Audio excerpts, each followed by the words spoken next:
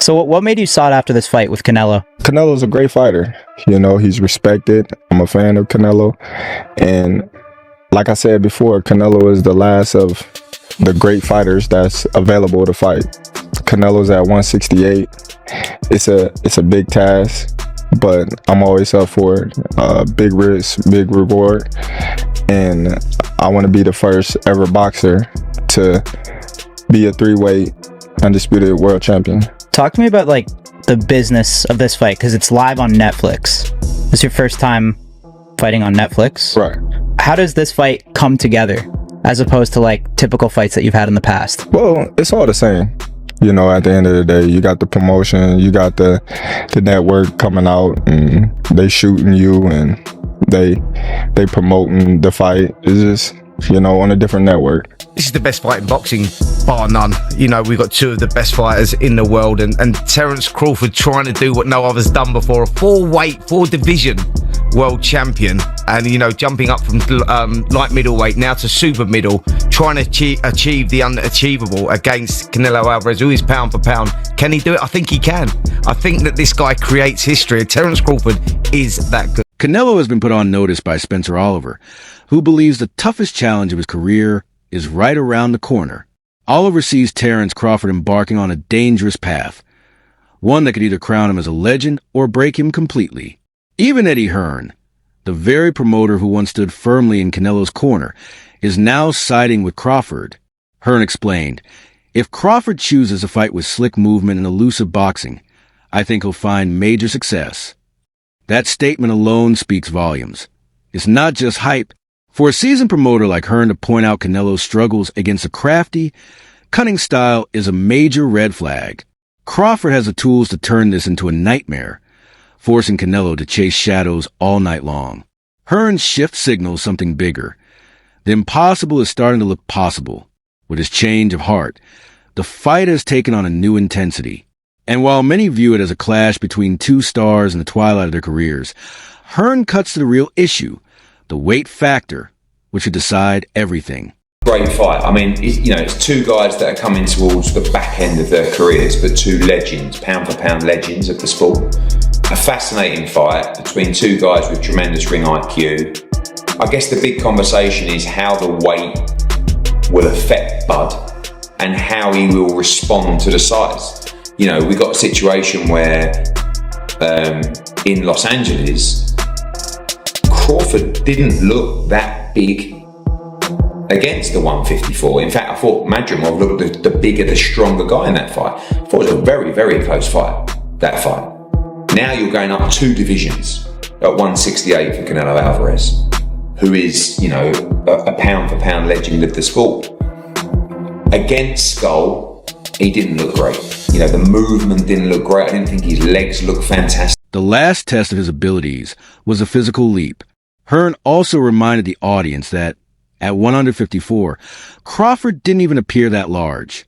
He is presently leaping to 168 against one of the strongest athletes in the sport. Nonetheless, Hearn acknowledged that Crawford's opulence frequently defies logic.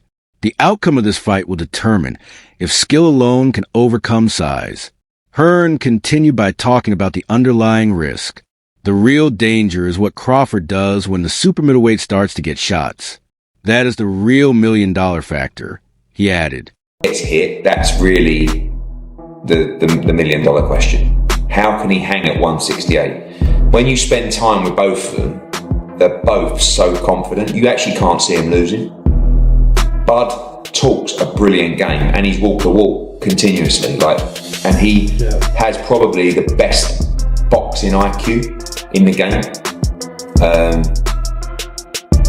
I probably, and you know, Canelo's my guy, but I probably lean slightly. Hearn leaned over and praised Crawford's intelligence and adaptability, saying it's difficult to imagine them winning or losing because they are both so confident in themselves.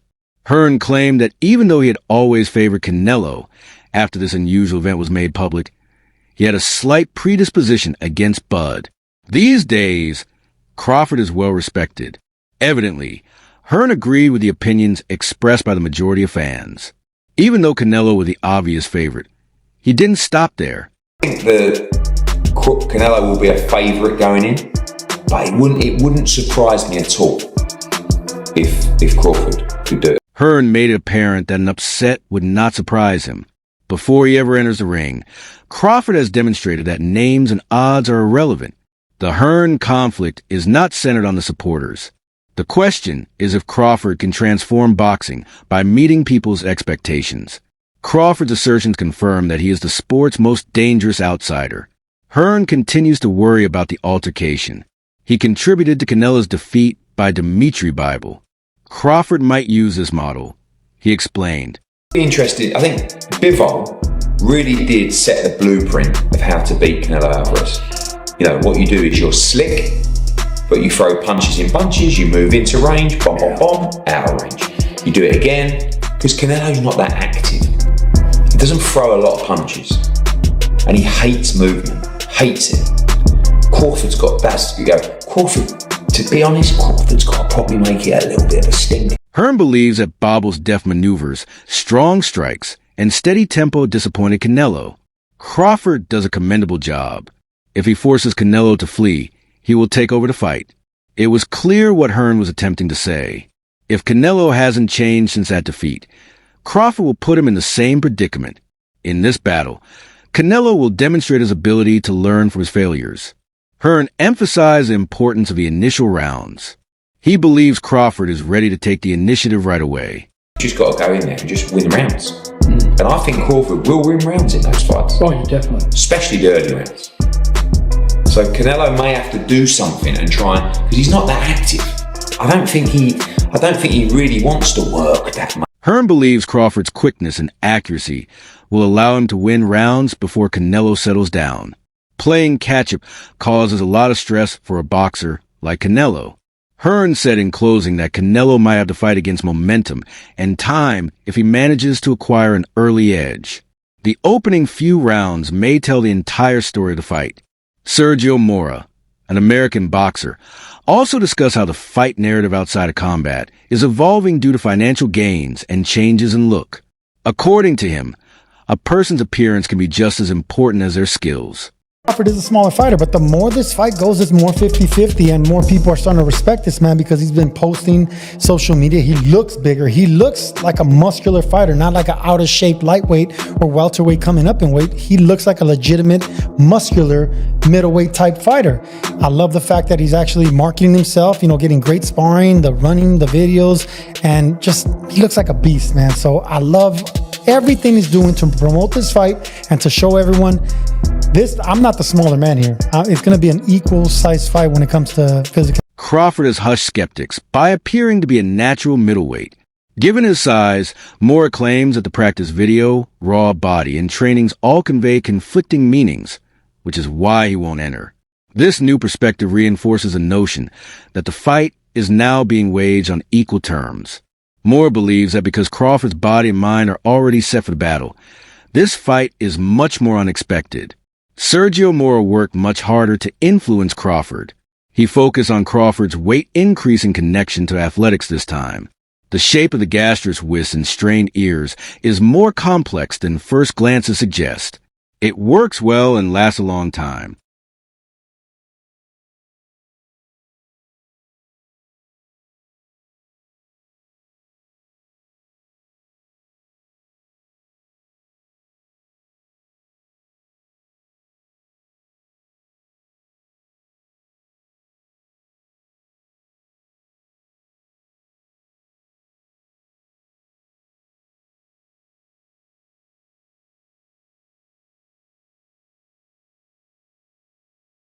But he's an athletic fighter. I mean, he has a wrestling background.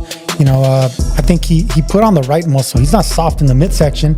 You could tell that he still carries that muscle right. It's like whenever you do go up in weight and you see the muscle around the shoulders and the biceps and the back, that's when you're like, wow, okay, this is impressive. You see him deadlifting. He's a strong fighter, and he did it the right way. Just like Roy Jones Jr. when he went to heavyweight. He didn't look heavy. He looked just as muscular, only he did it, the muscle were in the right proportion places. I think Bud looks exactly. Crawford's added muscle appears well-proportioned, organic, and wearable. From neck to back, his entire body appeared robust. According to Mora, Crawford's transformation was compared to Roy Jones Jr.'s well-known weight increase, and the two were believed to be identical. People are encouraged for Bud's future because this comparison places him on level with famous athletes. Furthermore, Mans took constructive action. Crawford had not hurried or been irresponsible when putting on his clothes, according to MX. He emphasized that every move they have made has been part of a larger plan to back Canelo Alvarez.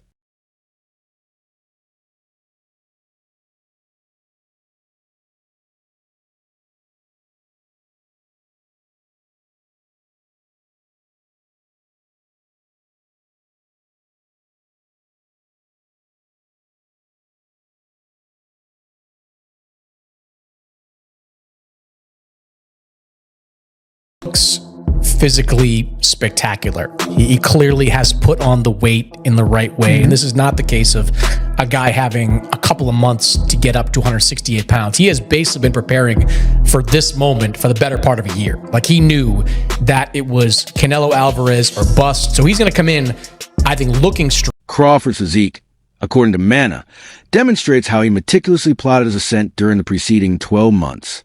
Every camp lift and run is designed to accommodate 168 size and pace. Crawford's zeal makes it obvious that he is not there to test himself. He wants to win. When preparedness and desire are combined, a great deal of history is written. Spencer Oliver also explained to fans how Crawford was different from him at welterweight, but not just in this division. He is one of the world's greatest individuals.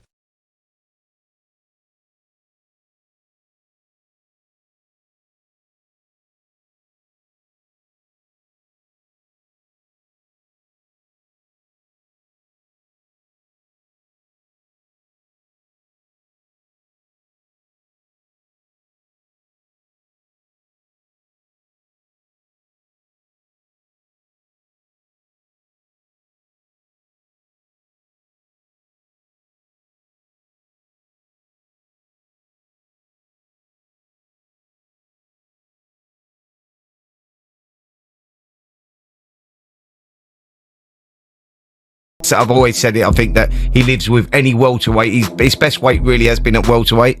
He lives with any welterweight in any division for me, and that's including all the greats. You know, you're going back to your Roberto Durans, Sugar Ray Leonards, all those guys. I think that he is that good, and we find out in September. It's going to be fantastic. Oliver stated that Crawford's abilities would always be valuable and rated him among Duran and Leonard. The existence of such a close and unusual connection demonstrates how highly Crawford is thought of. This debate isn't your normal September one. The exam's goal is to ascertain Crawford's position in boxing history. When discussing boxing immortality, Oliver claims that this is the ultimate test of genius. In order to predict the type of fighting that would occur, Oliver then focused on the actual battle. Both guys, in his opinion, are too skilled at their occupations.